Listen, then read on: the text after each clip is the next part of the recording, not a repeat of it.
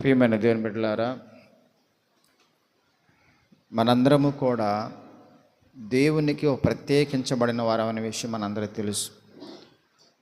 దేవుడు మనిషికి ఇచ్చిన ప్రాముఖ్యత చాలా అద్భుతమైంది. జనరల్గా మాట్లాడుకుంటే ఒక మనిషికి దేవుడిచ్చిన ప్రాముఖ్యత ఈ లోకములో మన సృష్టి ఆరంభం నుంచి మనం చూస్తే చాలా ఆశ్చర్యం వేస్తుంది. అనేక సార్లు ప్రేమ గురించి మాట్లాడుతూ అది చెప్పుకుంటూనే వచ్చాం. అనేక సార్లు చెబుతూనే ఉన్నాం. ఆ ప్రాముఖ్యత మనిషికి పట్ల దేవుని యొక్క ప్రాముఖ్యత తెలుసుకోకపోవటమే భయంకరమైన పాపం. ఒక తండ్రి తల్లి ప్రాముఖ్యత బిడ్డకి చచ్చిపోయే వరకు కూడా అర్థం కాకపోతే అదే భయంకరమైన నేరం, పాపం. ఆ తల్లిదండ్రులే ఫీల్ అవటం కాదు, పక్కోళ్ళు కూడా అంటారన్నమాట, ఏరా ఎంత కనీ పెంచిన తర్వాత విలువ లేకుండా చేస్తున్నావేంట్రా, విలువ లేకుండా చేస్తున్నావే అమ్మ, అసలు వాళ్ళ విలువే అర్థమవుతుందా నీకు, తల్లిదండ్రుల విలువ అని పక్కోళ్ళు కూడా ఫీల్ అవుతారు. ఆ విలువ ఇవ్వనప్పుడు, లోబడనప్పుడు, ఆ మర్యాద లేనప్పుడు, తల్లిదండ్రుల పట్ల గౌరవం లేనప్పుడు తల్లిదండ్రుల పెయిన్ ఒకటైతే వాళ్ళతో పాటు ఉన్న బంధువర్గం ఏంటి, ఇరుగు పొరుగు వాళ్ళు ఏంటి, ఎంత బాధేస్తుందో వాళ్ళు బాధపడతారు. మీ అమ్మలో చెడబుట్టేవారు అంటారు ఒకసారి, వాళ్ళే మీరంటాం పక్కన పెట్టి వాళ్ళే అంటూ ఉంటారు. అంటే ఒక తల్లిగా ఒక తండ్రిగా మీకు ఎంత బాధేస్తుందో, ఒక పిల్లవాడు మిమ్మల్ని హర్ట్ చేస్తే, ఒక పిల్ల రూట్ మార్చి ఒకవేళ మేము బాధ పెడితే ఎంత బాధపడతా ఉంటారు ఒక్కోసారి. దేవుడు కూడా అదే బాధ అండి. అని పాపం అంటే అదే. పాపం అంటే ఏదో అనుకుంటున్నారు, మనకు కనిపించే పాపాలు, దొంగతనము, వ్యభిచారములు, తాగుళ్ళు, తిరుగుళ్ళు, ఇవి అనుకుంటున్నారు మీరు. దేవుడు మనిషిని ఎంతగా ప్రేమించి ప్రాముఖ్యత ఇచ్చాడో అది తెలుసుకోపోవటమే పాపం. అందుకే దేవుడు డైరెక్ట్గా మాట్లాడుతున్నాడు, నా యందు విశ్వాసం ఉంచిన వాడు నశింపక. చూడండి, విశ్వాసం అంటే ఏంటి? నమ్మటమే, ఆయన గురించి తెలుసుకోవటం, ఆయన ఇచ్చిన నీ పట్ల చూపిన ప్రేమ తెలుసుకోపోవటం, నీకు ఇచ్చిన ప్రాముఖ్యత తెలుసుకోపోవటం, అదే పాపం. ఈ లోకములో సమాధి యువతల మనం ఎక్కువగా ప్రాముఖ్యత ఎవరికి ఇవ్వాలి? దేవుని తర్వాత దేవుడికి ఇవ్వాలి. దేవుడి తర్వాత ఎవరికి ఇవ్వాలి? తల్లిదండ్రులు. ఇప్పుడు తల్లిదండ్రులకి ఉన్న పెయిన్ ఏంటి, బాధ ఏంటి, వాళ్ళ బాధలేంటి? తల్లిదండ్రులకు ఉన్న బాధ చెప్పండి ఒకసారి.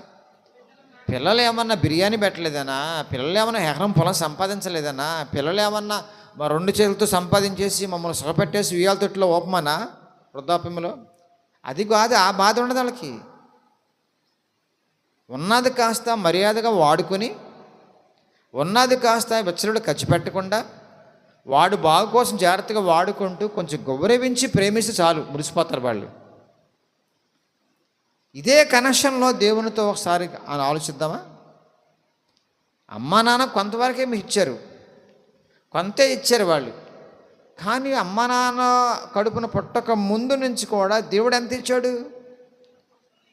అందుకే దేవుడి విలువ, దేవుని యొక్క ప్రేమ, దేవుడు నాకు ఇచ్చిన ప్రాముఖ్యత తెలుసుకోపోవటం ఉందే, చాలా దుర్మార్గం కదా,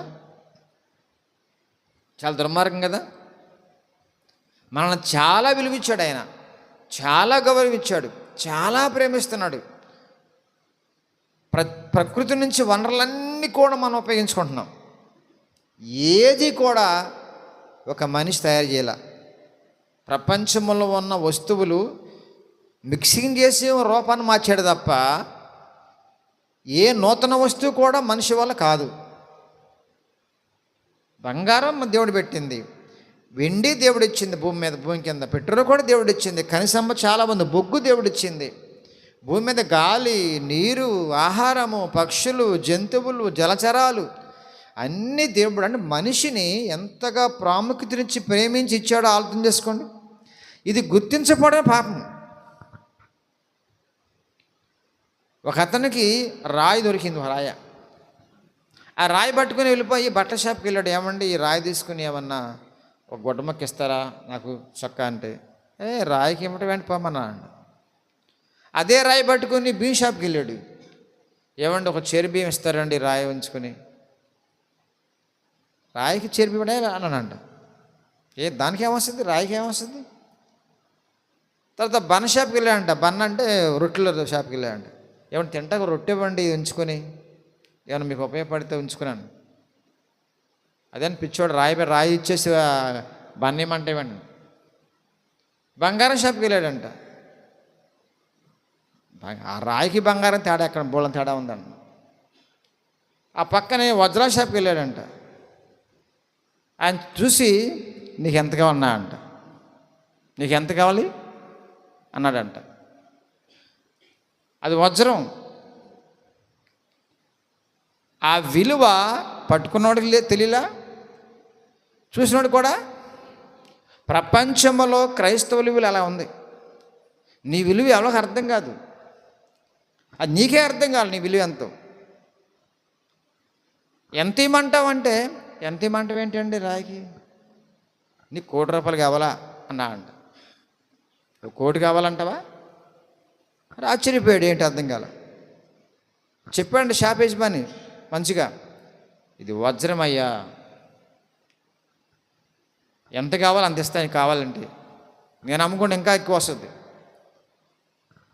ఎందుకు ఈ కథ చెప్పానంటే మీకు, ఈ రోజు నాడు క్రైస్తవుల యొక్క విలువ ప్రపంచానికి అర్థం కాల.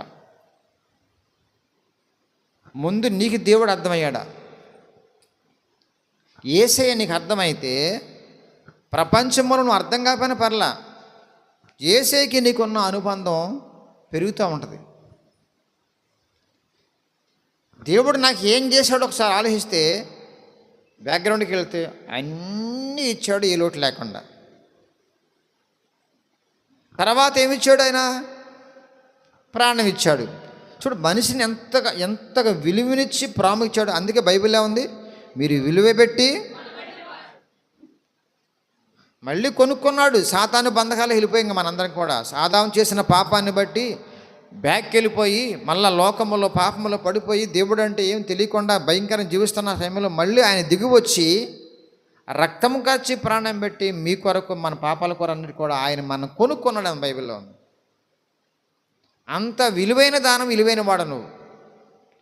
దేవుడే స్వయాన్ని లోకానికి వచ్చి నిన్ను కొనుక్కొని, ఈమె నా బిడ్డ, నా ప్రియకుమారుడు, నా ప్రియకుమార్తె, వీళ్ళందరూ కూడా అన్ని పరిశుద్ధాత్మతో ముద్రించుకున్నాడు. పరిశుద్ధాత్మ దేవుని నీలోకి పంపుకున్నాడు. ఈ ప్రత్యేకత తెలియకుండా చేశారు దుర్బోధకులు. చాలా బాధ ఏంటంటేనండి, ఆ సంఘాల్లో పరిశుద్ధత గురించి పాపం గురించి ప్రసంగాలు లేవు. ఈ కార్పొరేటర్ పాస్టర్లు అందరి దగ్గర వెళ్ళండి మీరు, యూట్యూబ్ పాస్టర్, మీరు యూట్యూబ్ క్రైస్తవులు, మీరు ఏమన్నా యూట్యూబ్ క్రైస్తవులు చాలామంది ఉన్నారులేండి. యూట్యూబ్ క్రైస్తవులు అంటే అండి, యూట్యూబ్ నువ్వు గొట్టాం గడివి 10 తరాలు చెప్పండి, అదే కదా ఆ 10 తరాలు కదా, అదేనండి.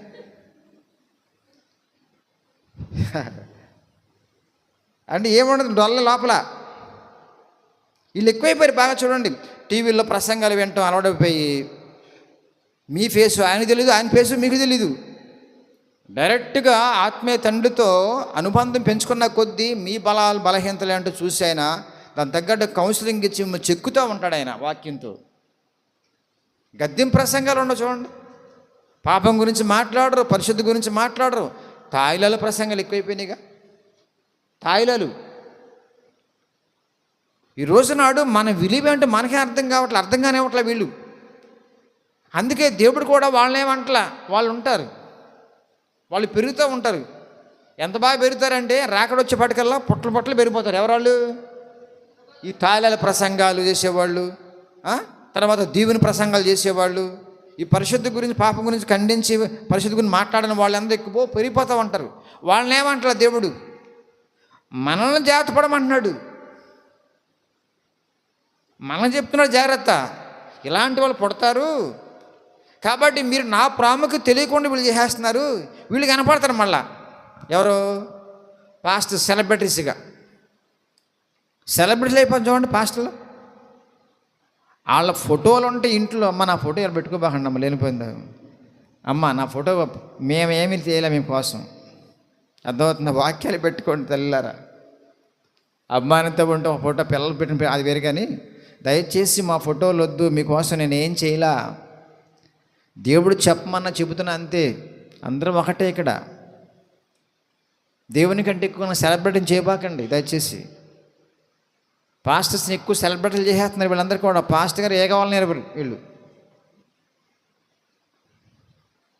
బిడ్డలు గమనించండి, యేసుక్రీస్తు ప్రభు వారు మనకిచ్చిన ప్రాముఖ్యత అర్థమైంది. ఆ విలువ గట్టి, ఆ విలువ కట్టలేని విలువ ఎంతైనా చెల్లించినా మనము విడిపించబడలేము. అందుకే ఆయన ప్రాణమే పెట్టి మనల్ని విడిపించాడు, విమోచించాడు. ఇది ప్రజలకు అర్థం కాల. అందుకే నీకున్న ప్రాముఖ్యత ఏంటో ప్రజలు తెలుసుకోరు. నువ్వు చాలా చీపు కనపడతావు.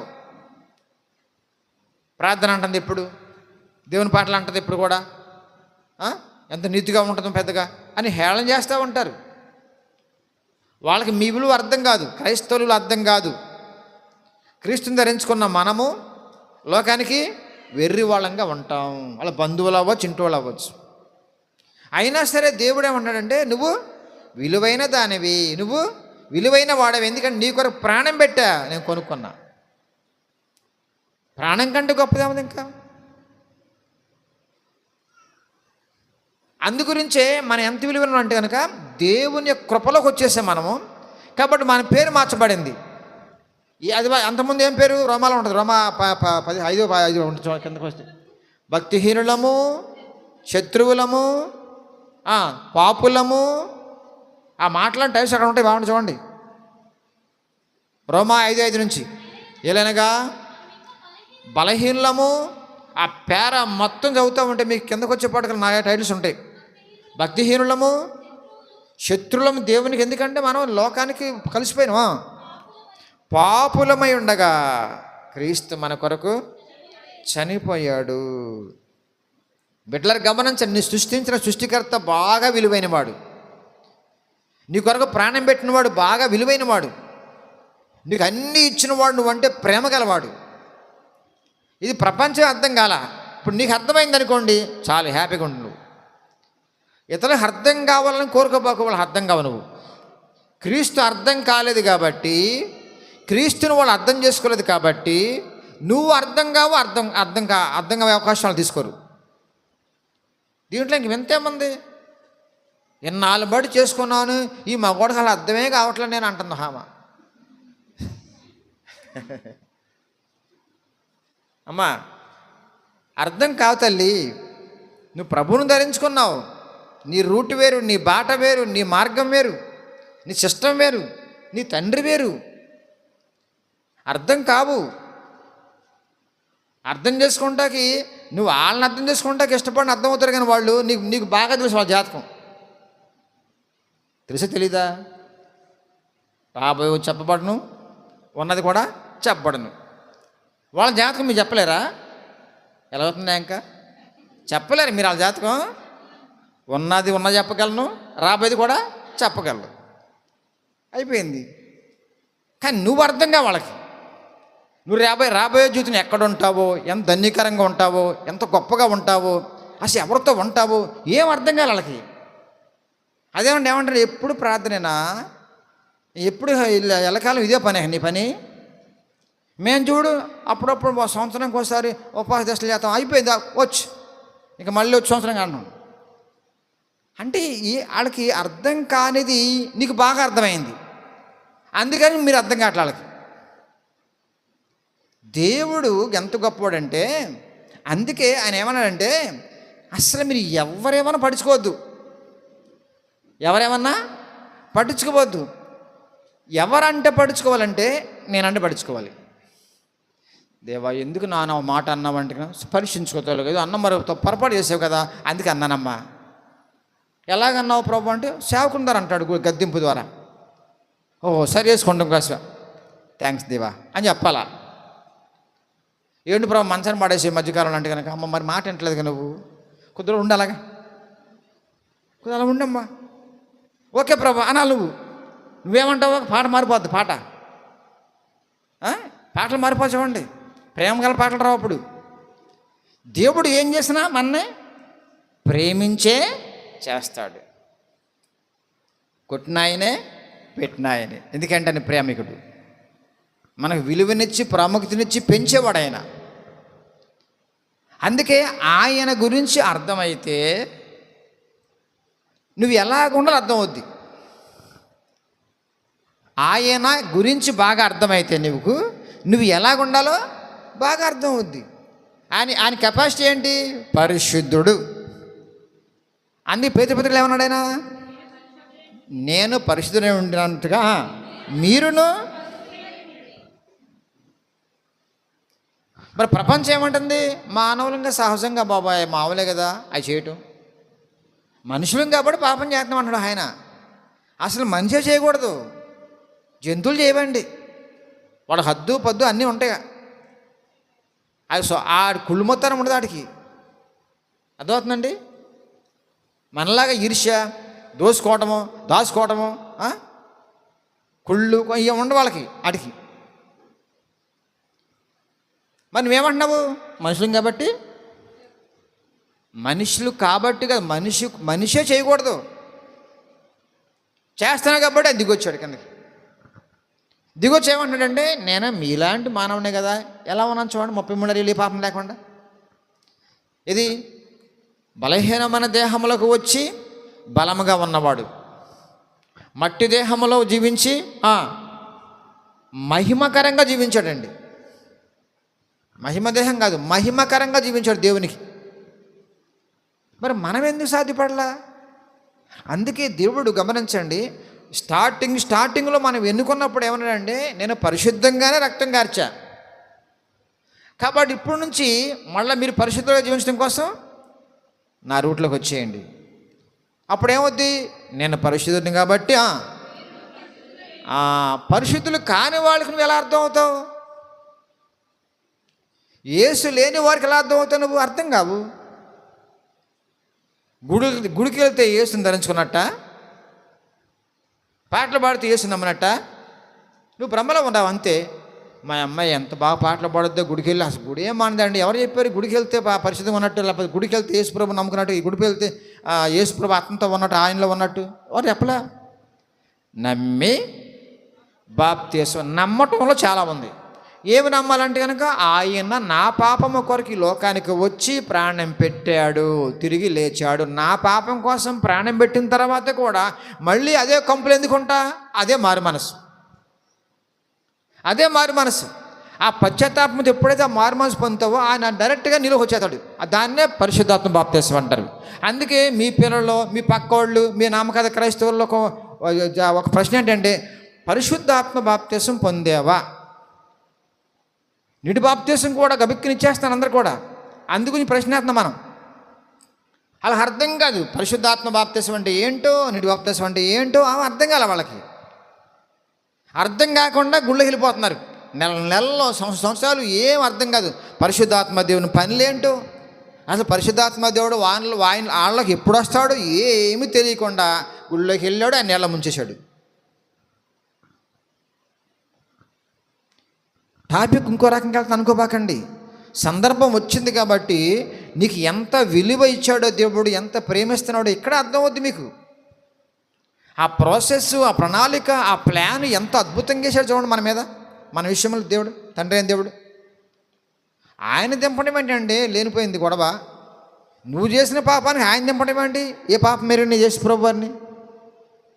నీకు ఇచ్చిన ప్రాముఖ్యత, నీకు ఇచ్చిన విలువ ఇది గుర్తించావా? పాటలో చూపిస్తున్నావా? అందుకే మనము దేవుని యొక్క లక్షణాలు కలిగి ఉండాలంటే ఆయన ఏమై ఉన్నాడో తెలుసుకోవాలి. అప్పుడు నువ్వు ఎలాగుండో అర్థమవుతుంది నీకు. దేవుని నామానికి స్తోత్రం. తండ్రి గురించి నువ్వు ఎంత బాగా తెలుసుకుంటావో అంత బాగా ఉంటావు ఆయనలాగా. ఆయన తెలుసుకోకుండా మంచిగా ఉండాలి అందరూ అంటారు మంచిగా ఉండాలని. చాలామంది మంచిగానే ఉంటున్నారు. లోకపు నీతి వేరు, దేవుని యొక్క నీతి వేరు. ఇది మనకు అర్థమైంది, వాళ్ళకి అర్థం కాల. దేవుని నామానికి స్తోత్రం. చూడండి పేతురు పత్రికలో ఎంత బాగుంటుంది ఆ మాట, చదవమాట. కాగా ఆ, ఆ, మిమ్మల్ని పిలిచిన వాడు పరిశుద్ధుడై ఉన్న ప్రకారం. మిమ్మల్ని పిలిచిన వాడు ఎందుకు పిలిచాడు చెప్పండి? మాట అద్భుతమైన మాట అండి అది. అని పిలవడానికి కారణం ఏంటి? బిడ్డ, తెలుసో తెలియక దుమ్ములో ఉన్నావు, ధూళిలో ఉన్నావు, కంపలో పడ్డావు, మురికంపలో పడ్డావు, గోతులో పడ్డావు, మురుకులో పడ్డావు, ఊబులో పడ్డావు. నేను పిలిచే కదా, లేపే కదా, రా శుభ్రం చేసుకుంటున్నా, క్లీన్ చేసేస్తున్నా, విలువైన రక్తాన్ని చిందించా నీ కొరకు, నేను క్లీన్ చేసుకుంటాను, నువ్వు ఎలాగున్నా అలా వచ్చేసాయి. వ్యభిచార స్త్రీ వచ్చినప్పుడు దేవుడు చీ అన్నాడా? అలాగే అంగీకరించాడు ఆయన. ఓకే, నమ్మ వచ్చావు కదా, పశ్చాత్తాపడ్డావు, ఇక మళ్ళీ పాపం చేయొద్దన్నాడు.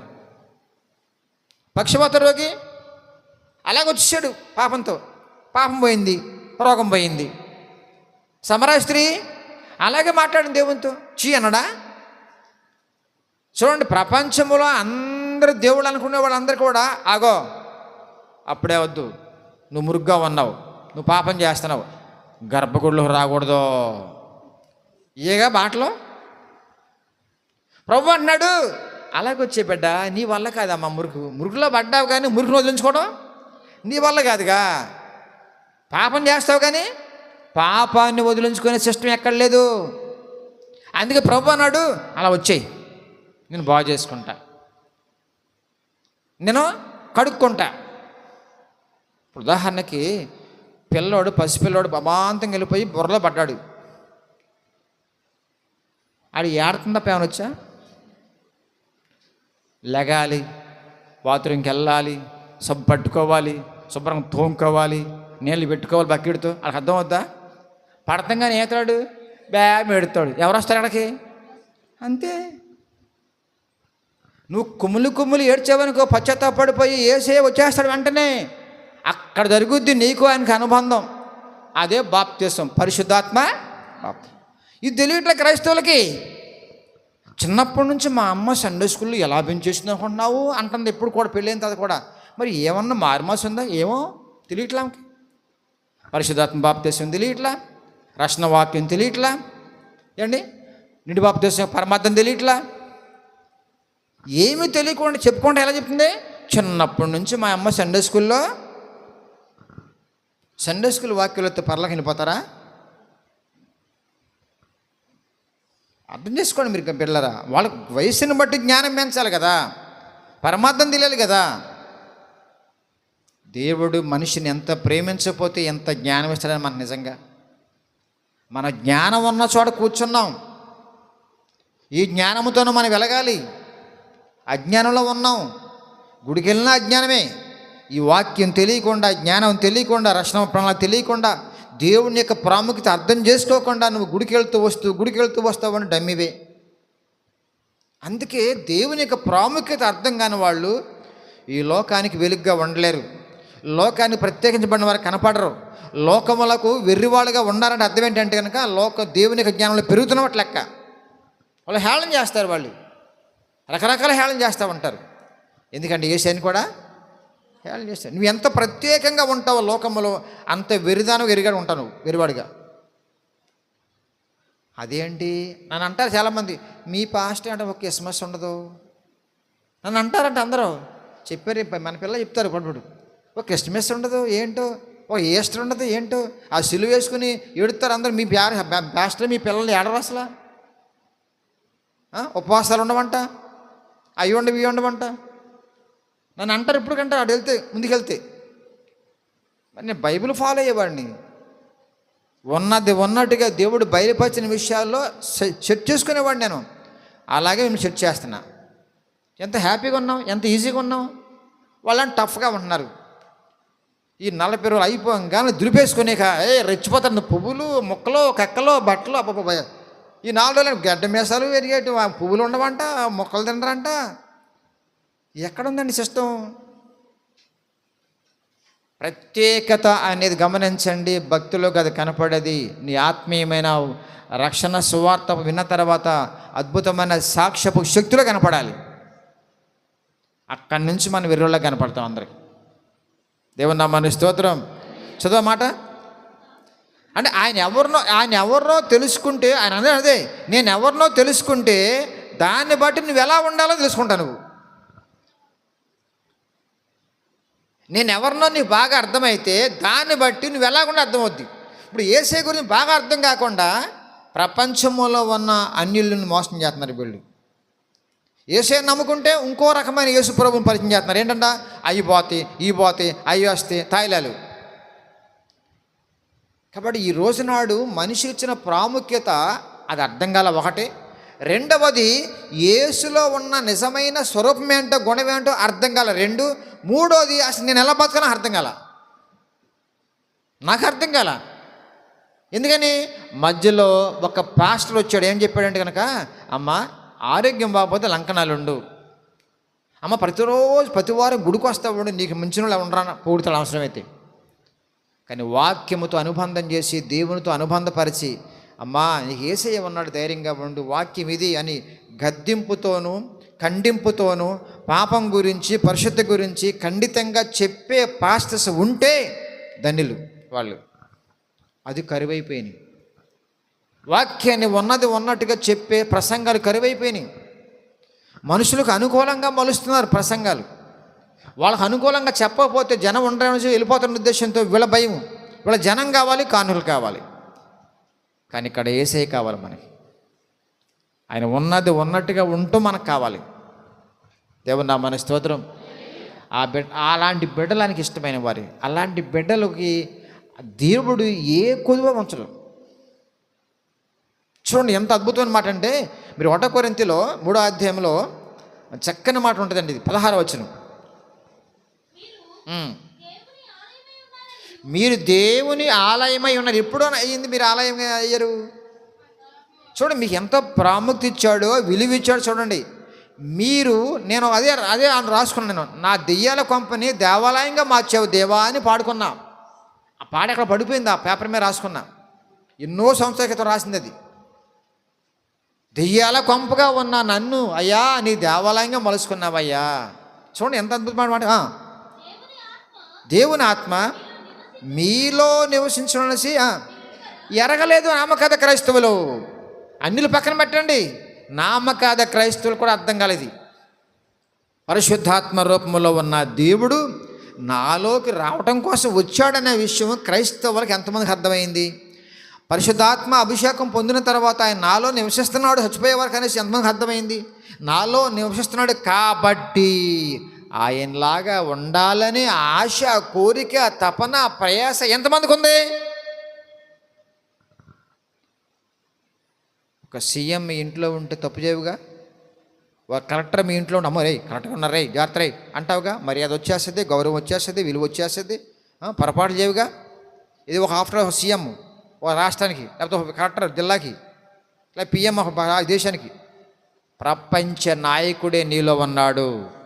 గడ్డగడ్డ వణకాలి పాపం చేయాలంటే, వణుకు బొట్టాలి తప్పు మాట్లాడుతున్నావంటే.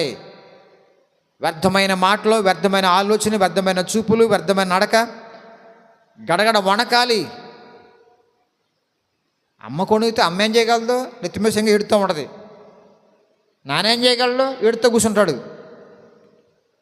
కానీ యేసయ్యను ధరించుకున్న బాప్తిసం పొందిన మీరందరూ కూడా గమనించండి, ఆయన మీలోనే ఉన్నాడు, మిమ్మల్ని గమనిస్తున్నాడు. మీ ఆలోచన విధానం, మీ నడక, మీ పరిస్థితి అంతా కూడా ఆయన స్కాన్ చేస్తున్నాడు. ఎందుకు భయం ఉంటలే మీకు?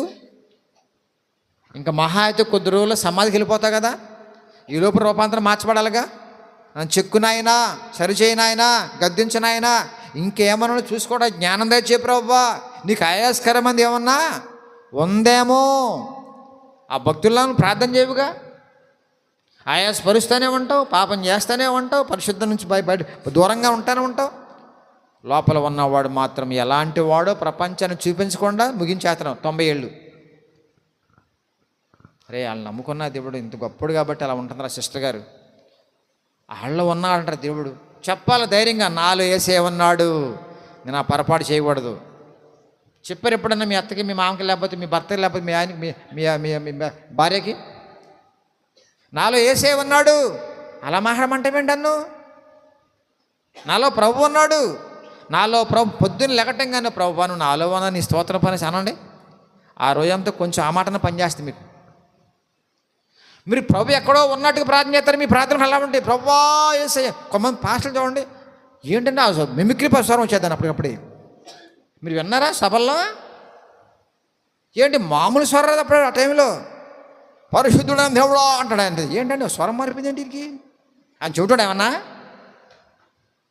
అందరికి వినపడలాగానే ప్రార్థన చేయటం వేరు, మిమిక్రీ వచ్చేసి ఉండడానికి జనం చూసేపట్టుకల్లా రాజకీయ నాయకులకి ఉద్యమం వచ్చినట్టుగా. యేసయ్య వినేవాడైనా చూసేవాడైనా నిన్ను కనుగొన్నాడు ఆయన. మీరు మాట్లాడండి, మీ బంధువులతో మాట్లాడండి, నాలో ఉన్నాడు యేసయ్య. అమ్మ అలా చేయకూడదు. నాలో ఉన్నాడమ్మా యేసయ్య, అలా మూఢాచారం చేయకూడదు. నేను నాలో ఉన్నాడు యేసయ్య, అలా చేయొద్దన్నాడు ఆయన. అలా చేస్తే నీకు నాకు తేడా ఉంది? ఇంకా నాలో యేసయ్య ఉన్నాడు. నాలో యేసయ్య ఉన్నాడంటే కనుక లేని వారితో స్నేహాలు అంత అవసరమా? అంత డెప్త్ అవసరమా? సమాజంలో ఉన్నాం కాబట్టి, మ్యాన్ ఈజ్ సోషల్ యానిమల్ అన్నాడు కాబట్టి ఎవరో. కాబట్టి ఇప్పుడు మనం ఏం చేయాలి? రిలేషన్ మెయింటైన్ చేస్తాం, అంతవరకు డెప్త్కి వెళ్ళంగా. ఎందుకంటే నీలో ఉన్నవాడు పరిశుద్ధుడు, వాళ్ళలో ఉన్నవాడు ఏం లేదు, సున్నా. నీలో ఉన్నవాడు హీరో, వాళ్ళలో ఉన్నవాడు విలన్, జీరో. జీరో ఎక్కడ, హీరో ఎక్కడండి? అసలు ఎలా పుత్తి ఏమన్నా ఉందండి? ఏమన్నా కనపడుతుందా ప్రత్యేక స్పెషాలిటీ? హామంటుంది మా అమ్మాయి అంతేనండి, ఏంటో గుడికెళ్ళ దగ్గర నుంచి అసలు సరిగ్గా ఉంటలా, ఏంటో మనతో కలవదంటే కనుక కలుగుతుంది. కలవపోవడం కాదు అది, వాళ్ళు ఇముడ్చుకోవడానికి ఇష్టపడలా, పడతలా. ఈ పిల్ల అన్నిటికీ రాజుపాట్ల. బైబిల్లో ఉంది అలా చేయకూడదు, బైబిల్లో ఉంది అలా చేయకూడదు, నా ప్రభు నాతో చేయకూడదు అన్నప్పటికల్లా పిచ్చుకుపోతుంది అమ్మాయికి. మా అదే మళ్ళీ ఏమంటారు చెప్పి, మీ పాస్ట్ అలా చెప్తున్నాడా అంటారు. అనుకుని అంటారు వాళ్ళు, అనుకో అంటారమ్మా. అన్నేమండి పర్లా, మీరు జాలిపడబాకండి. ఏమంటే పాస్ మిమ్మల్ని కూడా అనేస్తున్నారండి అనబాకండి అంటారు. చెప్పండి, హ్యాపీ ఫీల్ అవుతా. అదే మన బ్లెస్సింగ్. దేవుని నా మన స్తోత్రం. ఏసైనా అన్నారమ్మా, నన్ను అంటే మీరు ఎందుకు ఎడుతున్నారు?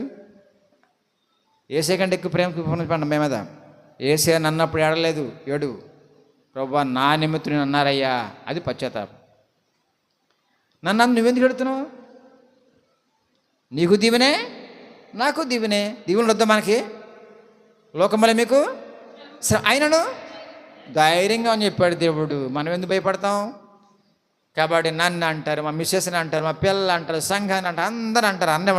అన్నమండి మీరేం జాలిపడదు మా మీద, కానీ మీ మీద మీరు జాలిపడండి. అయ్యో పరిశుద్ధాత్మ దేవుడు నాలో ఉన్న తర్వాత ఈ పొరపాటు చేస్తున్నానే, నాలో ఉన్న తర్వాత ఈ రాంగు మాట్లాడుతున్నానే, ఆయన నాలో ఉండి చూస్తున్నాడు కదా, ఇలాంటి పాపం చేస్తున్నానే అని మీ మీద జాలిపడడానికి క్షమించపరవు అన్నప్పుడు ఖచ్చితంగా ఒక స్పెషల్గా మీరు కనపడతారు. రిపీట్ అవ్వాయి. పశ్చాత్తాపంలో ఉన్న గొప్పతనం ఏంటంటే మళ్ళీ రిపీట్ అవ్వదు. అది రిపీట్ అవుతుందంటే నిజంగా పశ్చాత్తాపడలా. దేవుని నామమున స్తోత్రం. కాబట్టి ఇప్పుడు గమనించండి, ప్రభు యొక్క వ్యక్తిత్వాన్ని బట్టి నా వ్యక్తిత్వం ఉండాలి. ప్రభు యొక్క వ్యక్తిత్వం ఎలాగుంది, ఎంత గొప్పగా ఉందో అదే వ్యక్తిత్వం కోసం ప్రయాసపడాలి మనం. ఆయన సపరేట్గా మనం ఉంటాయి వీల్లేదు. ఆయన వేరు, నేను వేరు కాదు. ఆయన బిడ్డను నేను. ఆయనలాగా ఉండటం కోసమే నేను ఈ లోకంలో బాగుతున్నా, ఆయన పనిచేయటం కోసం లోకంలో బాగుతున్నా. ఇంకా రెండో లేదు నాకు. ఈ దేహం కోసం ఎంత పెట్టినా సరే దేహము కుళ్ళిపోద్ది, ఎన్ని రాసినా కుళ్ళిపోద్ది, ఎంత సంపాదించినా ఊడిపోద్ది. ఈ లోకంలో రావు. చూడండి, చాలామంది బయట వేస్తున్నారు. లోపల ఇతను సంపాదించిన లోపల ఉంటాయి. ఏమండి అర్థమవుతుంది మీకు? వృద్ధుల్ని బయట వేస్తున్నారండి. లోపల టీవీ ఈయన కొన్నదే, వజ్రాలు ఈయన కొన్నాయే, బీరో ఈయన కొన్నదే, ఆ పిల్లల మెడల బంగారు ఈయన కొన్నాయే. ఈయన బయట ఉన్నాడే మొత్తం లోపల, ఈయన వస్తువులు లోపల ఉన్నాయి.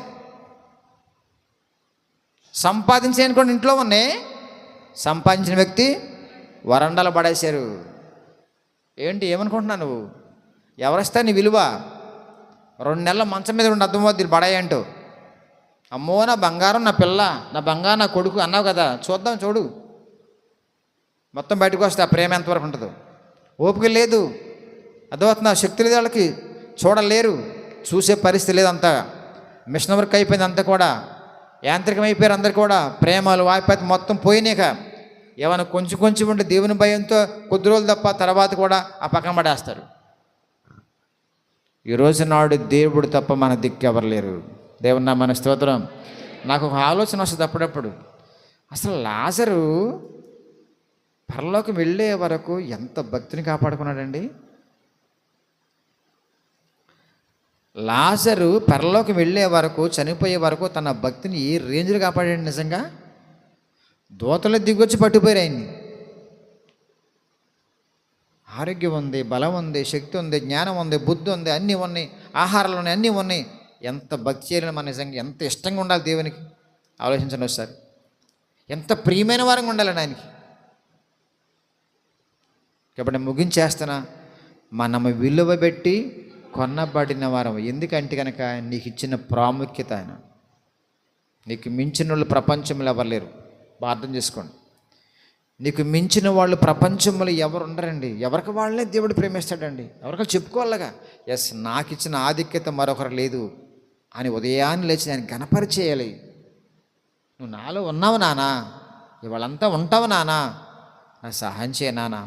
అన్ని పనుల్లో కూడా నువ్వు నాతో ఉంటావు కా ప్రభువా, ఏ తప్పు చేయకుండా సహాయం చేయ. స్లిప్ అవుతానేమో, జారిపోతానేమో అయ్యా అనేసి ఉదయాన్నే ఎంతమంది ప్రార్థన చేస్తున్నారండి. పనికి వెళ్తున్నాను కాపాడు ప్రభువా, గుప్పిడి నుండి డబ్బులు రావాలి. చదువుకి వెళ్తున్నాను కాపాడు ప్రభువా, బాగా బ్రెయిన్ నుంచి చదువులు రావాలి. వ్యాపారంకి వెళ్తున్నాను నాన్న, డబ్బులు బాగా లాభంగా రావాలి. తప్పు కదా ప్రార్థన చేసుకోవటం. అసలు ప్రార్థన మిస్ అయిపోయావుగా. వ్యాపారం నిమిషాలు మిస్ అయిపోతున్నావు దేవునికి. ఎడ్యుకేషన్కి వెళ్తున్నా వీళ్ళు ఎంతమంది వ్యతిరేకంగా ఉంటున్నారు. ఉద్యోగస్తులు ఏంటి ఎంతమంది స్లిప్ అయిపోతున్నారు. అదే ఉదయమే కనుక నాలో యేసయ్య ఉంటాడు, వాళ్ళంతా కూడా ఆయన మాట ప్రకారం జీవించి బహుధైర్య కోసం వెళ్తున్నా అన్నట్టుగా వెళ్ళండి. ఎక్కడ యాంగిల్ తప్పు, భయపడతావు నువ్వు. కాబట్టి నేను ముగించే ముందుకు ఒక మాట చెప్తున్నా, గమనించండి. ఎంత గొప్ప విలువైన వారు మీకు ఇప్పుడు అర్థమైందా. ఆయన బట్టి వచ్చింది విలువ, అమ్మా నాన్న బట్టి కాదండోయ్. ఆ విలువ వేరు, ఆ విలువ వేరండి. అందుకు మనం ఎక్కడ చెప్పాం మీకు, ఎక్కడ ఏదో కూడికలో చెప్పానకుండా, తల్లిదండ్రులకి రోల్ మోడల్గా పిల్లలు ఉండాలి. అలా తయారయ్యేట్టుగా మీరు పెంచాలని, కుటుంబానికి రోల్ మోడల్గా వాళ్ళే ఉండేట్టుగా పెంచాలి ఆత్మీయతలో. ఒక వయసు వచ్చేటప్పటికల్లా పిల్లలకి మీరు పిల్లలా కనపడాలి. నడి వయసు దాటిన తర్వాత పిల్లలు మిమ్మల్ని పిల్లగా చూడాలి. అంత అద్భుతమైన గొప్ప ప్రేమికులుగా అయిపోవాలి. అది మిగిల్చుకోండి బిడ్డలారా. అది ఎవరెవరు ఎడ్యుకేషన్ ఇవ్వలేదు, ఏ పుస్తకం కానీ, ఏ లాయర్ కానీ, డాక్టర్ ఇవ్వలేదు, ఏ కోర్స్ ఇవ్వదు. అది ఒక 50 దాటిన తర్వాత మిమ్మల్ని పిల్లల్లాగా చూసేంత బలమైన వారిగా పెంచాలి ఆత్మీయతలు దేవుని వాళ్ళని. లేకపోతే ఏడుస్తారు మీరు అందరు కూడా. పెద్ద వయసు అయిపోయింది, 56, 60 వచ్చేసింది డాడీకి మమ్మీకి. కాబట్టి కొంచెం బ్యాలెన్స్ తప్పొచ్చాం బహుశా మాటలాటలు, మనం బిడ్డలాగా చూసుకోవాలి వాళ్ళని అనే ఆలోచన రాకపోతే కనుక మీకు నరకమే, మీకు నరకమే. నేను నవ్వుకునేవాడిని మా నాన్న మాట్లాడుతున్నప్పుడు. ఒక్కోసారి స్లిప్ అయిపోతూ ఉండాలి. పెద్ద వయసు అప్పుడు 90, 80 దాటిపోయి బతికేరాళ్ళు. అమ్మకు ఒకసారి తిక్కుపుకుని మాట్లాడుతూ ఉండేది. నవ్వుకుని నిదానం సరిచేసుకునేవాడిని. అప్పుడు నేను ప్రార్థన చేస్తే, ప్రభు ఎక్కువ కాలం ఉంటే వీళ్ళు మళ్ళీ ఎలా మాట్లాడేసి ఎక్కడ నాకాని పోతాను బాబు అనేసి భయపడిపోయి, అయ్యా నీ చిత్తం అయితే తీసుకోమని ప్రార్థన చేసావు సార్ నేను. ఎందుకంటే ఆమె 2 కళ్ళు కనిపించవు, ఎక్కడ బలహీన పడుతుందో భయం నాకు, అవిశ్వాసం అయిపోద్ది. నాన్నకి ఏమైనా బ్రాండకి వచ్చింది హాస్టల్లో ఒక వారం రోజులు. ఆ బలహీనతలు ఎక్కడ తప్పు చేస్తాడు మాటల వల్ల, దేవునికి అవమానకర మాట్లాడనేసి భయపడిపోయేవాడిని నేను. భయపడి ప్రభువా వీళ్ళు నరకమునకు వెళ్లకుండా చిత్తమైతే ఇక మళ్ళీ ముందుకెళ్తే ఎక్కడ పొరపాటు చేస్తానేసి తీసుకుంటూ బాగుండనేసి ప్రార్థన చేశాను సార్. అలా చేయగలరా మనం చేయగలం, మనం చేసుకోవాలి ఒకసారి. ప్రభు రాకడ ఆలస్యమైతే ఒకవేళ ఈ టెక్నాలజీలో ఈ శ్రమల్లో, లేకపోతే ప్రభుత్వం రానివ్వండి, మీ పక్క వాళ్ళు రానివ్వండి, ఈ శ్రమల్లో తట్టుకోకుండా ఒకవేళ బలహీన పడిపోయి నశించిపోతే ఇప్పుడే తీసుకో ప్రభు అని ప్రార్థన చేయగలరా? అద్భుతం అంటే అది, ప్రార్థన అంటే అది.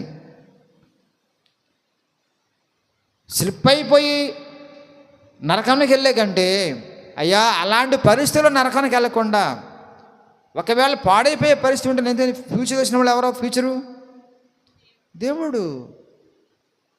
తీసుకో ప్రభు, పరలోకం వచ్చేస్తా. రెడీగా ఉండగలరా?